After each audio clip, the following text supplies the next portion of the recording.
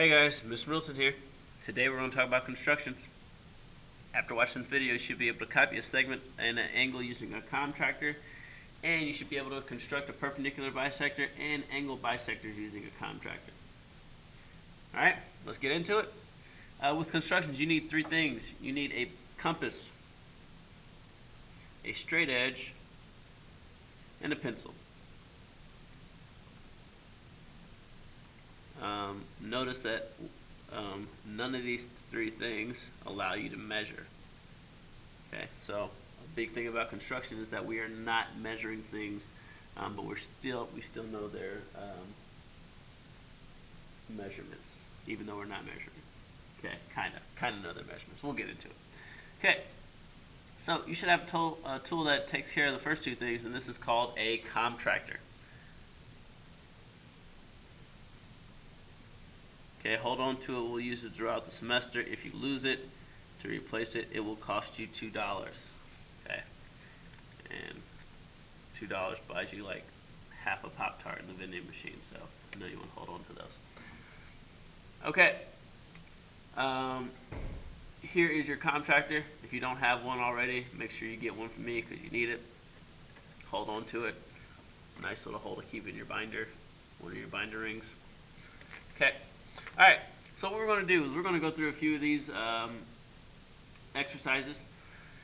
I'll show you one, allow you to do the other. Follow my steps, and you should be able to replicate it on the next problem. Alright, so here we go. We're going to copy this segment.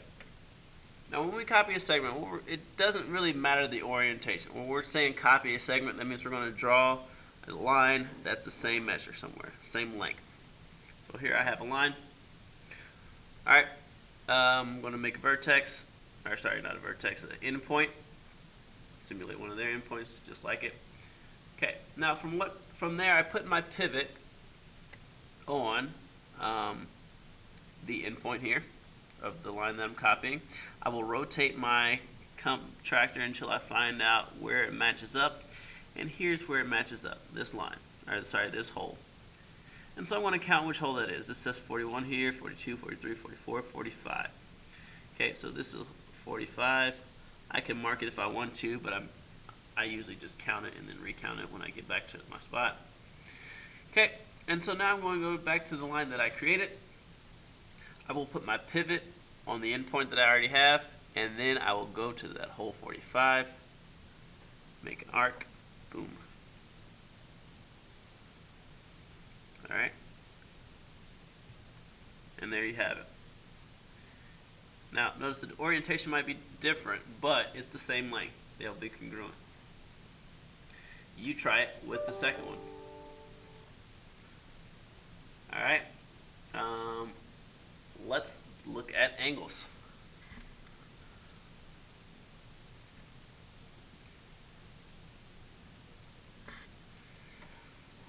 Okay, with the angles, it's a little bit more in depth than the copying a line segment,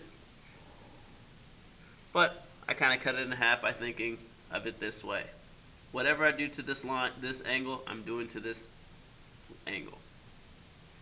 Okay, so first put your pivot on the vertex, and then you choose a number. I'm going to choose the number 30.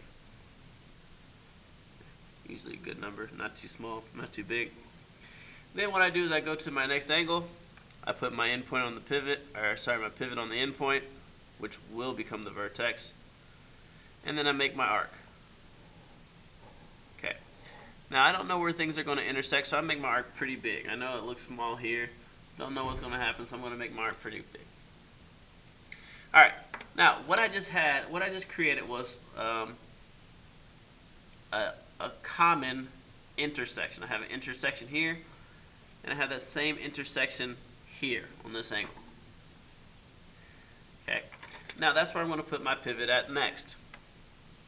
My pivot is the hole that I call it, is what I call this middle hole here, because that's where we pivot. I will put my endpoint on that new point, or my pivot on that new point, and then I'm going to rotate and see where it intersects. Now this time it's inside the angle, which isn't always that nice, but we can still figure out where it's at. Looks like it's right here at 18. Okay. And that'll loosen up your contractor. Might help it out a little bit. Okay, so I put my pivot on this endpoint, and I go to 18, and I find out where 18 is going to intersect with that line, and I make it. So the first time I had to find out where it intersected, and the second time I just used that number, okay, because I already knew it was going to be 18. Okay, and so you'll see that we made a new intersection, a new point. Okay, through this point and the vertex, well, this endpoint actually, it'll become vertex after we do this, we're going to draw a straight line.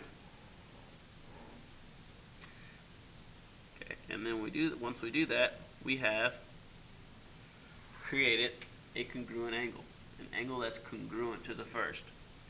Okay, again, the orientation is not exactly the same, but the angle is exactly the same. And we know this without measuring it. Or we were able to do this without measuring it. You can always measure to double check.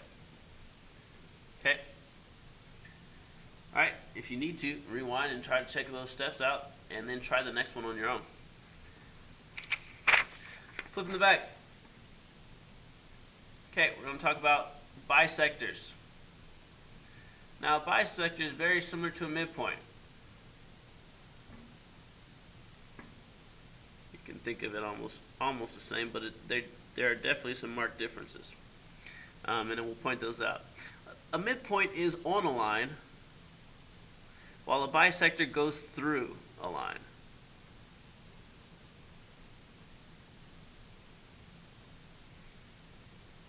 Okay, a midpoint is a noun. Midpoint is a noun, while a bisect is a verb. Okay, so midpoint's a thing, bisect is something you do. And midpoints are specific to segments, while a bisector can be found with segments and angles.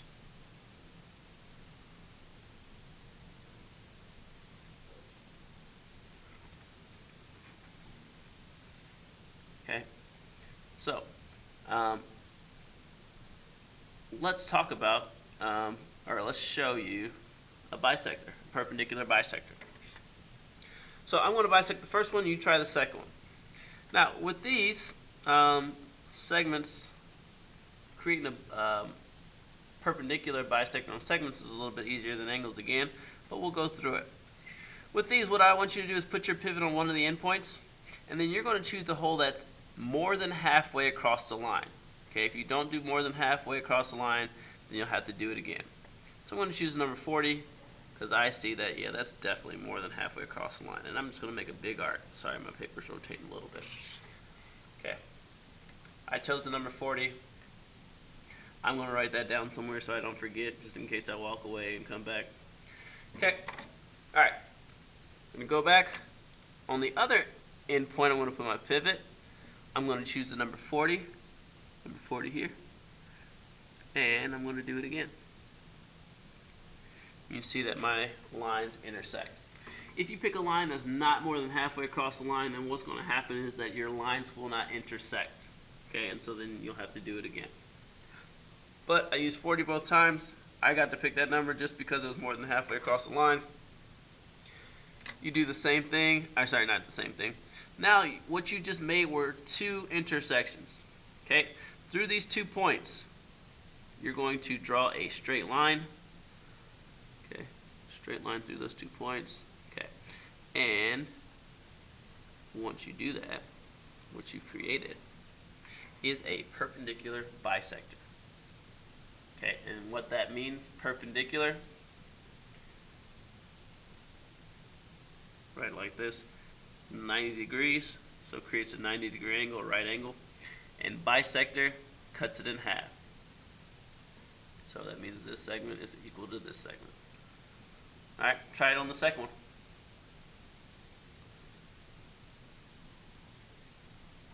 All right, and now angle bisector. Angle bisectors actually aren't as bad as copying an angle, so let's do it. So for an angle bisector, what we'll do is we'll put our pivot on the vertex of the angle. We're going to draw an arc. Again, I'm going to choose the number 30. I just like using that number. Okay, I'm going to draw an arc. And now, from there, I just created two intersections, or two new points. Or at least highlighted those new points. And so what I'm going to do is, I'm going to put my pivot on one of those points, and I'm going to choose another number. Doesn't matter which number, you can choose anything. I'm going to choose 30. Okay. Then I'm going to go to my other intersection, and I'm going to do the same thing. Put my pivot on that point, and I'm going to choose the same number. Now I have to choose 30 because I chose it last time. And you see what we made here. Another X, or another intersection, which is really the important part. Okay, the bisector for this angle will go through this intersection. So it'll go from the vertex through that point, and it will cut the angle in half, or bisect it.